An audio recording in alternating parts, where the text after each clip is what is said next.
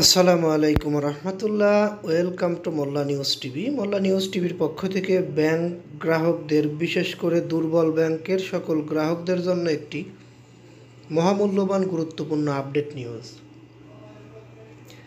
দুর্বল ব্যাংক বাতিল করার বিষয় বললেও কিন্তু গতকালকে গভর্নর আহসান এইচ মনসুর আরেকটি নতুন তথ্য দিয়েছে, যেটা আসলে দুর্বল ব্যাংকের গ্রাহকদের জন্য সুখবরও বলা চলে।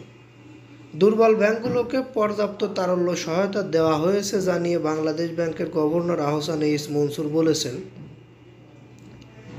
এসব ব্যাংকের পুরোপুরি ঘুরে দাঁড়াতে 5 থেকে 10 বছর সময় লাগতে পারে।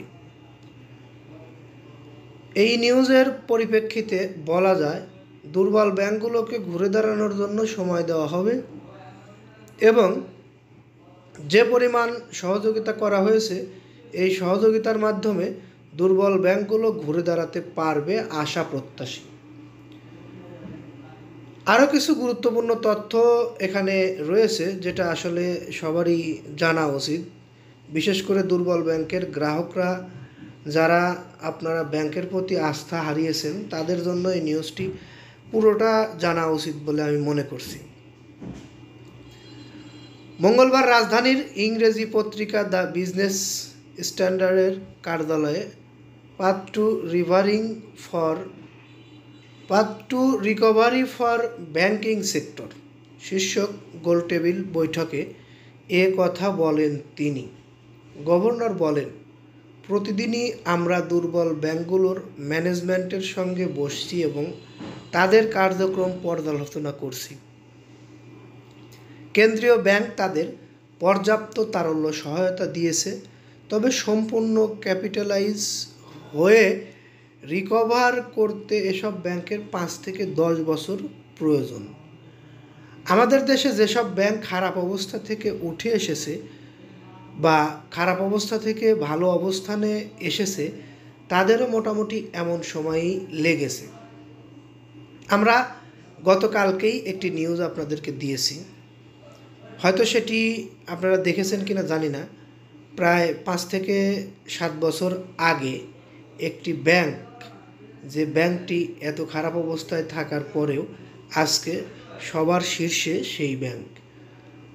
সময় দিতে হবে, ব্যাংকের উপরে আস্থা রাখতে হবে, তাহলে ব্যাংকগুলো অতি দ্রুত ঘুরে দাঁড়াতে পারবে। বদলে যাওয়া পরিস্থিতিতে আগস্টেই বাংলাদেশ ব্যাংকের গভর্নর হিসাবে দায়িত্ব নেন আহসান এইচ মনসুর। তিনি দায়িত্ব নেওয়ার পর ইসলামী ধারার শরিয়া ভিত্তিক ব্যাংকগুলোকে অবৈধভাবে বাংলাদেশ ব্যাংক থেকে নগদ অর্থ দেওয়া বন্ধ করে দেন। এরপর ইসলামী ধারার ব্যাংকগুলোতে শুরু হয় তারল্য সংকট, আমরা দেখেছি সেটা। এরপরও সবল 10 ব্যাংক থেকে তারল্য সহায়তা দিয়েছেন, এটাও আমরা দেখেছি, জানি।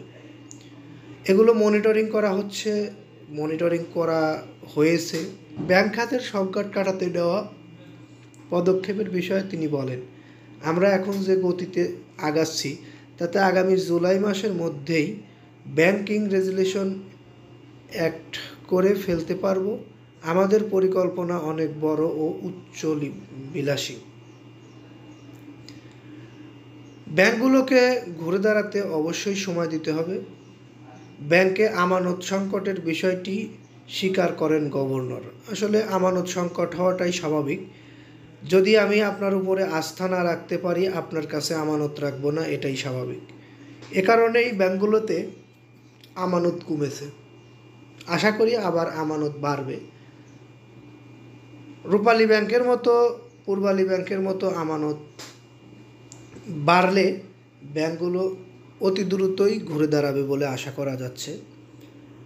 আপনারা ব্যাংকের প্রতি আস্থা ফিরাতে পারেন, কারণ ব্যাংকগুলো বন্ধ হওয়ার পরে যে নিউজটি এখন আমরা পেলাম, এটি পেয়ে আসলে সবচেয়ে বড় ভালো লাগছে যে বন্ধ করে দেওয়ার মতো মন মানসিকতা হয়তো পরিবর্তন হচ্ছে বা হয়েছে। বন্ধ না করে রিপেয়ারিং করাটাই উত্তম বলে আমি মনে করি। আপনার কোনো মতামত থাকলে কমেন্ট বক্সে জানিয়ে যাবেন, আর ভালো লাগলে লাইক, কমেন্ট, শেয়ার করবেন, এটি আমাদের প্রত্যাশা। এই প্রত্যাশা রেখে পরবর্তী নিউজ পেতে অবশ্যই চ্যানেলটি সাবস্ক্রাইব করার কথা জানিয়ে এখান থেকে বিদায় নিচ্ছি। আসসালামু আলাইকুম।